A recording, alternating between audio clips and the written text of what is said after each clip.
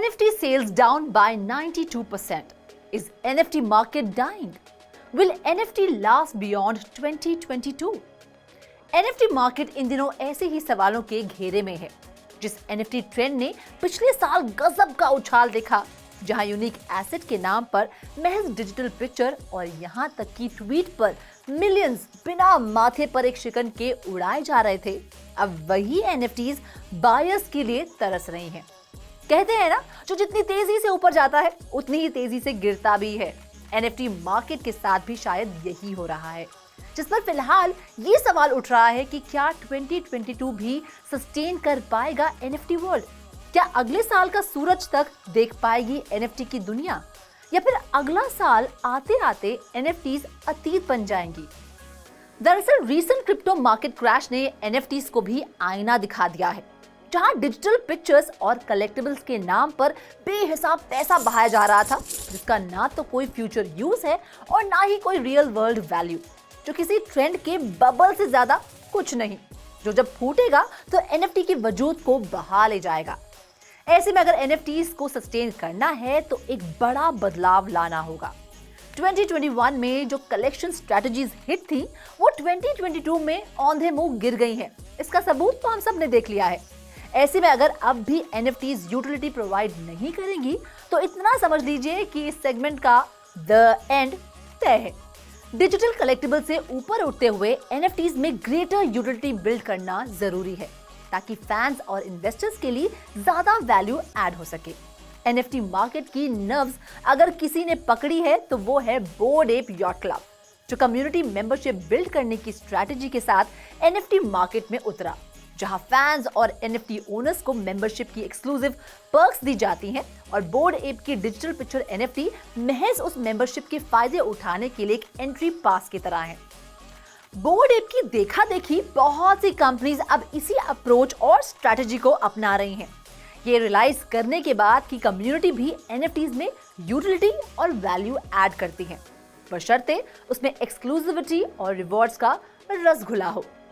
NFT की long innings के लिए जरूरी है कि फैंस को ऐसी NFTs ऑफर की जाए जहां वो अपना इन वर्ल्ड एक्सपीरियंस क्रिएट कर सके, IP को इलैबोरेट कर सके या टोकनाइज्ड फैन फिक्शन क्रिएट कर सके।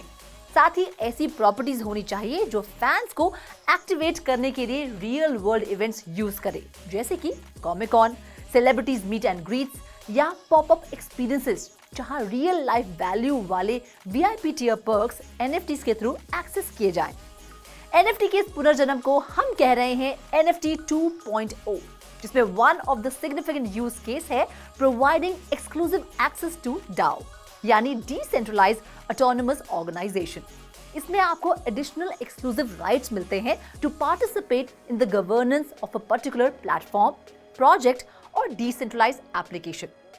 अगर देखा जाए तो NFTs में यूटिलिटीज की ऑप्शंस की कोई कमी नहीं। किसी कम्युनिटी में कंपटीशन जीतने या फिर किसी पर्टिकुलर ब्रांड के प्रति लॉयल्टी के लिए रिवॉर्ड के तौर पर भी NFTs दी जा सकती हैं। NFTs किसी इवेंट के लिए एक्सक्लूसिव एक्सेस के तौर पर भी दी जा सकती हैं। सिर्फ डिजिटल इवेंट नहीं बल्कि फिजिकल इवेंट के लिए भी।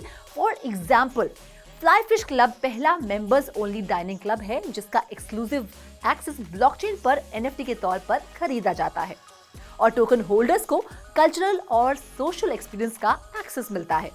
NFT wearables with real life utility is also very attractive और इसे बड़े बड़े ब्रांड्स ट्राई कर रहे हैं। जैसे कि जाने माने क्लोथिंग ब्रांड गैप के स्टोर पर आप कई आइटम्स क्लेम कर सकते हैं अगर आपके पास उससे जुड़ी एक सर्टेन टाइप ऑफ NFT है। वैसे म्यूजिक NFTs के भी कई फायदे हैं, जहां आर्टिस्ट अपने काम को मोनेटाइज कर सकते हैं, उसके ट्रेडमार्क्स और कॉपीराइट जनरेट कर सकते हैं और उसे टोकन के तौर पर मेटा डेटा पर स्टोर कर सकते हैं। म्यूजिक NFTs फैंस को अपने फेवरेट आर्टिस्ट के साथ बैंड करने और उन्हें सपोर्ट करने का मौका देती हैं और उसके साथ भी रियल लाइफ यूटिलिटी जोड़ी जा सकती है, जैसे कि rock band King of Leon ने अपनी album when you see yourself की NFT रिलीज में 8 गोल्डन टिकट्स इशू की, जिससे इस बैंड के फ्यूचर टूर्स की 4 फ्रंट रो सीट्स में जगह पाई जा सकती थी।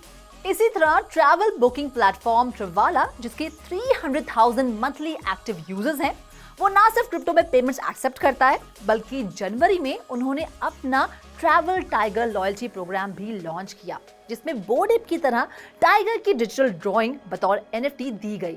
लेकिन इसके साथ सीरीज ऑफ प्रिविलेजेस भी थी, जैसे कि रियल वर्ल्ड और मेटावर्स के एक्सक्लूसिव इवेंट्स में एंट्री से लेकर डिस्काउंट्स और लॉयल्टी पॉइंट्स।